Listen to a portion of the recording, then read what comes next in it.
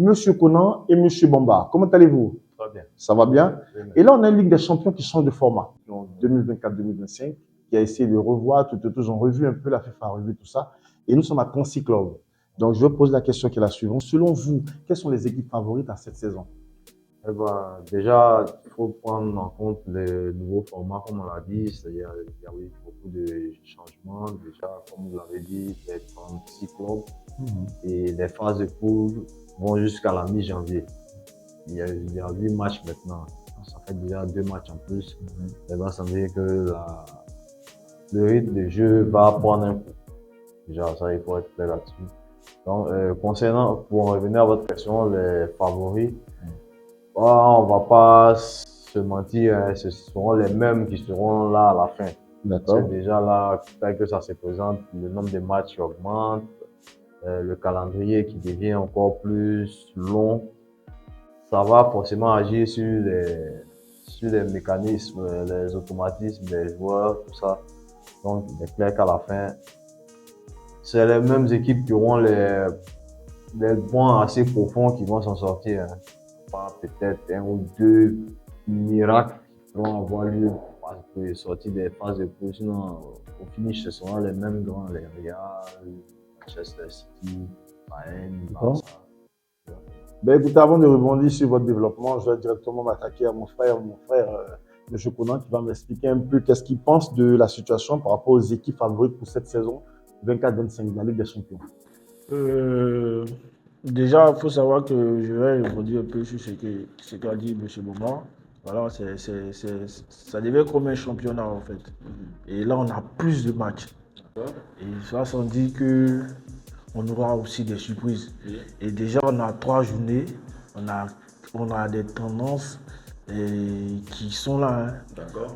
Les équipes dites petites équipes, on griffe, on les voit parmi les 8 premiers déjà, après 3 journées. Donc il faut dire que là, au fur et à mesure qu'on va partir, où les matchs vont s'enchaîner, on risque d'avoir beaucoup de surprises, hein.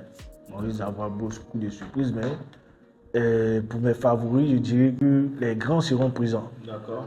Les grands seront présents, mais on risque d'avoir beaucoup de surprises.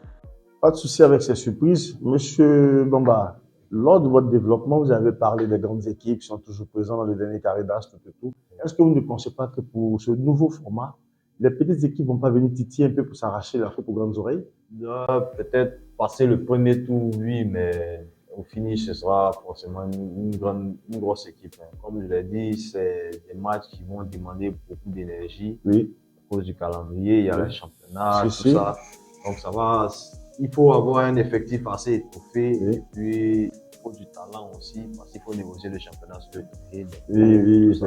effectivement. Donc les petites équipes, à la rigueur, peut-être passer le premier tour, un ou deux miracles là. Comme on le dit souvent, sur des malentendus, ils peuvent arriver jusqu'à là, mais après, ça peut plus. À vous entendre parler, vous voulez nous faire comprendre directement et aussi à ceux qui nous suivent sur Néo TV+, c'est-à-dire qu'aujourd'hui, la Ligue des Champions, avec le nouveau format, il faut avoir un banc qui est bien garni. Ce banc de touche doit être bien garni. Ouais, c'est pas seulement pour la Ligue des Champions, hein, pour tout, hein.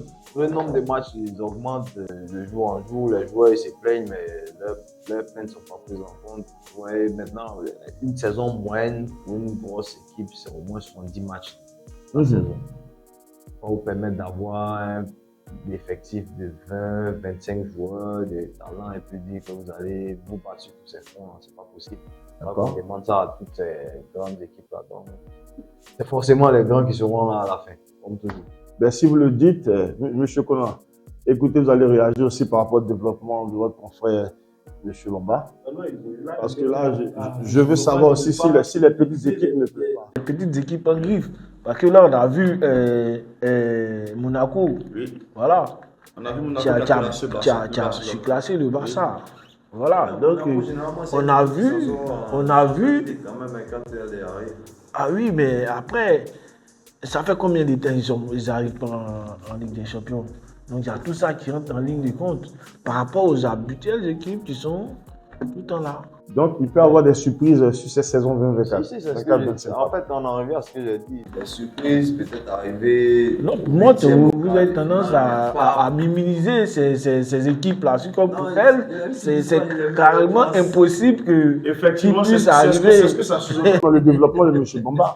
On a l'impression que ces équipes partent accompagner, mais n'auraient pas de se lever la faute aux grandes oreilles dans votre développement. Bon, mais c'est des réalités. Monaco, ils ont joué quoi, une finale, mais après, ils sont toujours là, ils viennent. Mais ils peuvent encore jouer d'autres finales et puis remporter. Hein. Non, ils ne vont pas remporter. Ah, là, vous êtes catégorique en même temps. En tout cas, pas sur cette saison-là. Non, mais cette équipe de Monaco, par exemple, elle a un beau bilan au championnat. Effectivement. Hein? Monaco est premier du championnat de France actuellement. Mais c'est pas la Champions League. Il y a pas. Donc, pour vous aujourd'hui, la Ligue 1, c'est pas un championnat pour la Ligue des Champions. Si, c'est bien, mais c'est pas le haut du panier en tout cas. Ah ben, tu es d'accord avec moi que Marseille a remporté la Ligue des Champions. Donc, quand tu dis que c'est pas. C'est bien passé glorieux. Mais c'est Marseille, c'est la Ligue 1, c'est la France. Donc, on ne va pas dire ce genre de choses. Brest peut remporter. On ne sait jamais. Bon, d'accord. Ils sont 11 aussi sur le terrain. Oui. Mais regarde, à 3 matchs, 2 victoires, 1 nul. Oui. Voilà. Et là, tu vois son développement. Et à t'entendre parler directement, je pense à Infantino parce que tu maîtrises tout en même temps. Non, dans nos analyses, visiblement. Voilà, parce que cette Ligue des Champions, là, avec ce format-là, je vous dis qu'on risque d'avoir vraiment de vraies surprises. Hein. Vous pensez réellement que Brest peut battre City ou Arsenal? Mais le ballon retourne pour les deux clubs. Hein. D'accord. Parce que dernièrement, il y a Monaco qui a terrassé le Barça, non? Oui.